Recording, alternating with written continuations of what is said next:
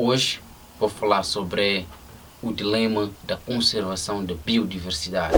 Então, se você nunca ouviu falar do dilema da conservação da biodiversidade ou da conservação das espécies, fique ligado ao vídeo até o final. E não esqueça de subscrever-se, porque a sua subscrição é muito importante para o crescimento do nosso canal.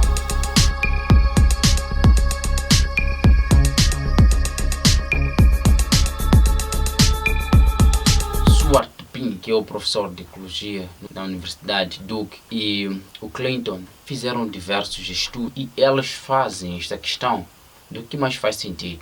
Nós continuarmos a conservar as espécies no atual modelo de conservação que se baseia na criação das áreas de proteção, as áreas de conservação, mas que tenham lá grandes extinções, ou tirarmos pequenas reservas que tenham lá espécies endêmicas, espécies que nós não podemos ou não podemos encontrar em outros lugares, que tenha lá espécies chaves, tenha lá espécies com alto valor econômico, espécies que tenha lá alto valor de importância. O que mais faz sentido? Por que é que eles fazem isso? Porque muitos governos optam na criação das grandes áreas de conservação. Então, aqui é uma percepção de que as pessoas querem conservar em quantidades. Esses dois autores advertem que sim, é importante nós conservarmos as espécies em quantidade, mas é uma coisa muito importante que nós estamos a deixar de fora, que é a qualidade daquilo que nós estamos a conservar. Porque o problema da conservação não é simplesmente conservar. O problema da conservação é basicamente sabermos o que conservar. E já que existem muitas espécies, então quais são as espécies que nós vamos priorizar para conservarmos? A meta dos conservacionistas é ao mínimo conservarmos metade de todas as espécies que existem no mundo. E essas espécies que existem no mundo, estima-se que existem mais de 2 milhões de espécies. Como conservar todas elas? A meta principal, a meta que ao mínimo seja um pouco representativa, é conservarmos metade dessas espécies.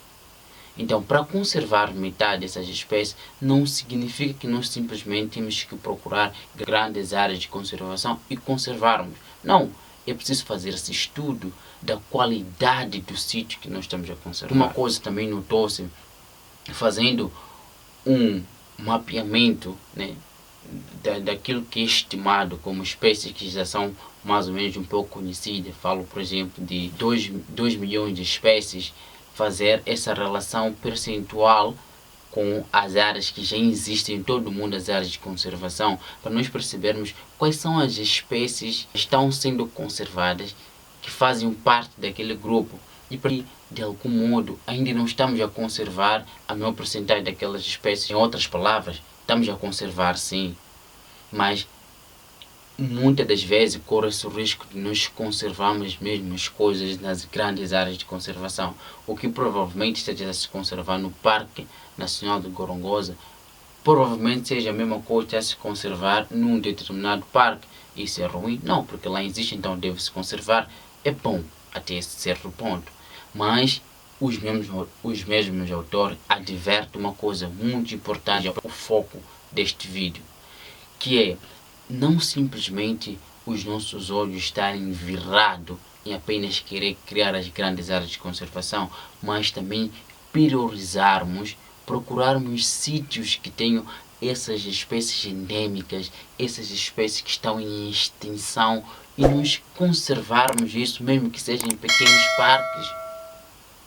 Porque se esse resultado acontece de que essas espécies que estão sendo conservadas ainda não tem um dado estatístico em termos de número ou seja, em termos da taxa, em termos da biodiversidade, ainda um pouco baixo, significa que nós estamos a deixar de fora, né, algumas áreas que tenham alta biodiversidade e que essas áreas deveriam merecer a atenção de todos. O grande desafio é conservarmos a metade das espécies que existem. Mas qual é essa metade? Então, se nós formos a fazer esses estudos, procuramos priorizar áreas que tenham alta biodiversidade.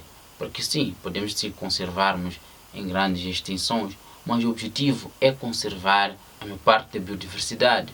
Então devemos procurar áreas que tenham essas características independentemente de ser grande ou área pequena. Porque existem determinadas áreas que não são muito extensas, mas que têm lá alta biodiversidade de espécies. O que significa que nem sempre as grandes áreas tenham lá alta biodiversidade. Em algum momento existem pequenas áreas que merecem atenção, que tenham também alta biodiversidade.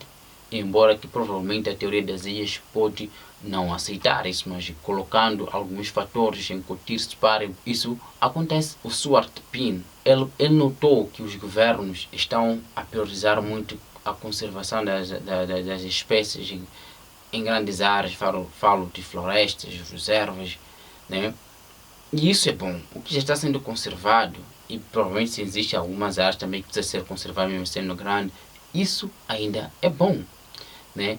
Mas deve-se também procurar outras áreas fora dessas áreas ou dessas florestas, procurar se proteger habitats chaves, mas que estejam lá fora deste foco atual. E o Clinton, ele diz o seguinte: se nós queremos conservar a maior parte da biodiversidade, devemos conservar sítios chaves, sítios certos, lugares certos. Esse é o objetivo. Se nós conseguirmos conservar sítios chaves, então há muita probabilidade de nós conservarmos a maior parte das espécies que ocorrem aqui.